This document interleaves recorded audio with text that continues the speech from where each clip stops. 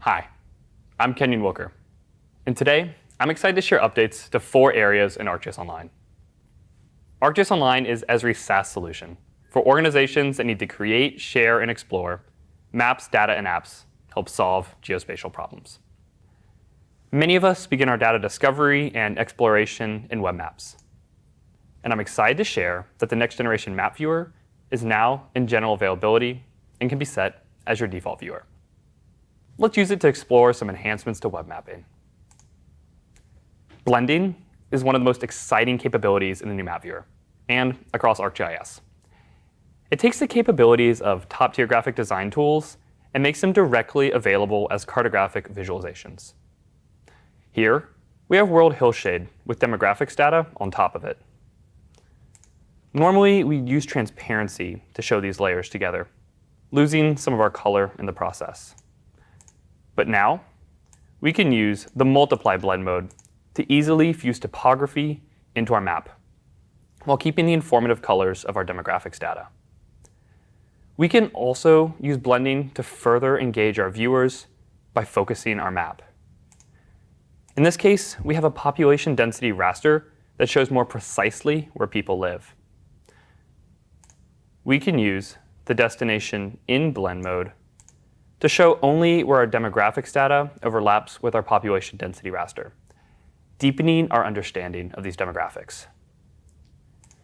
Performance enhancements in the map viewer enable us to easily symbolize and dynamically explore our data. Here, I've symbolized thousands of census tracts by the percentage of the population that are renting. Using the range slider, the map gives us feedback, enabling us to explore our data dynamically. Now, let's explore charting in the new map viewer. You can create a variety of charts, including histograms, bar charts, and scatter plots. I've created a scatter plot to continue to explore our renting data along with the millennial population in the US. Notice that the chart automatically picks up my map's colors. On the bottom right, we have several outline tracks. Selecting them on the chart also highlights them on the map.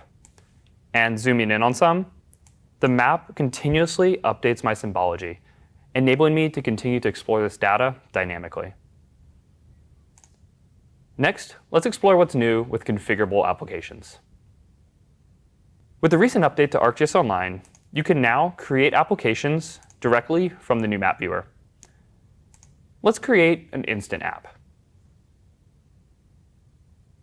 And we'll use the minimalist template.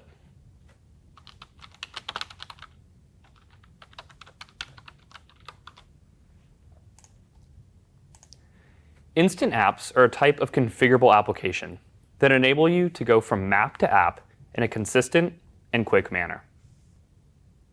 In the Applications Express setup, we'll start by verifying the map and title, selecting our widgets, previewing the application on a variety of screen sizes, before publishing the application.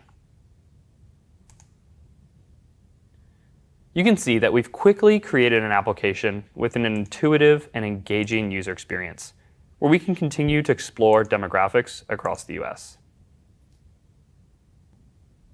Next, let's look at what's new in Dashboards, a configurable application that enables you to monitor and explore your data.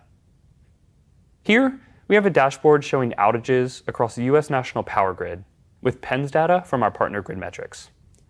The GridMetrics PENS data is monitoring the health of the US national grid by watching the telecommunications network to see when and where it loses power, like here outside of Houston, Texas.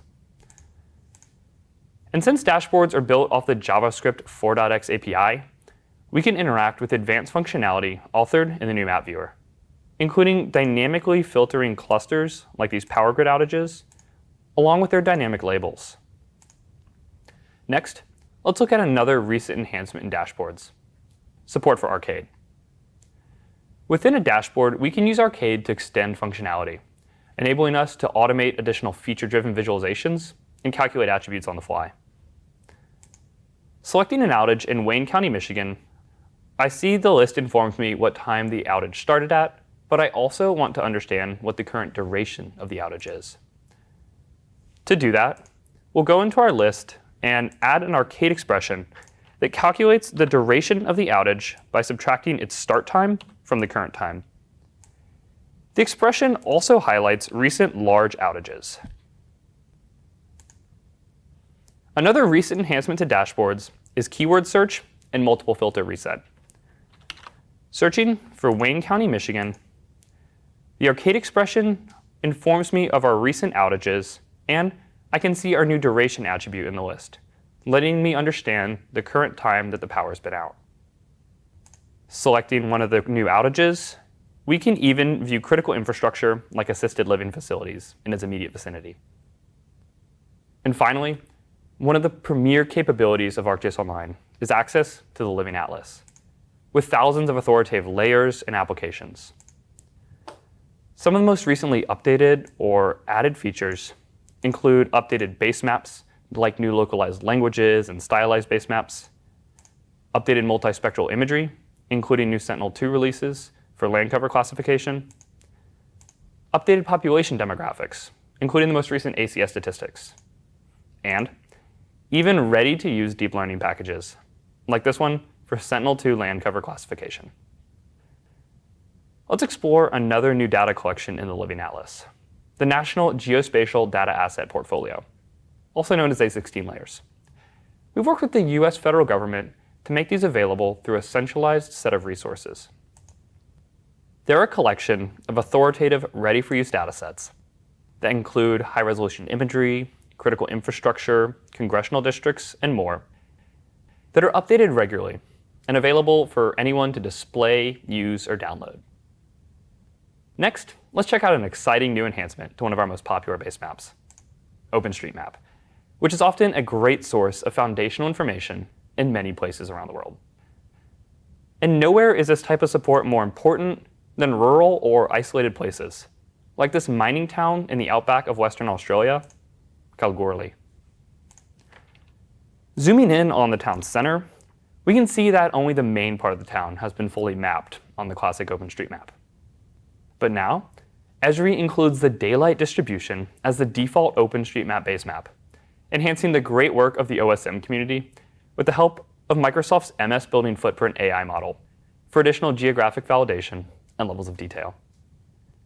ArcGIS Online is constantly growing and evolving, adding new capabilities and information with every release. When we bring all these capabilities together, we can create insightful and engaging applications like this one that uses cartographic blending, data from the Living Atlas, and the JavaScript 4.x API to display US ship traffic over the past 3 years. This is just a piece of all the new capabilities in ArcGIS Online available to you now. And I encourage you to try out these features and more to explore your data and solve geospatial problems.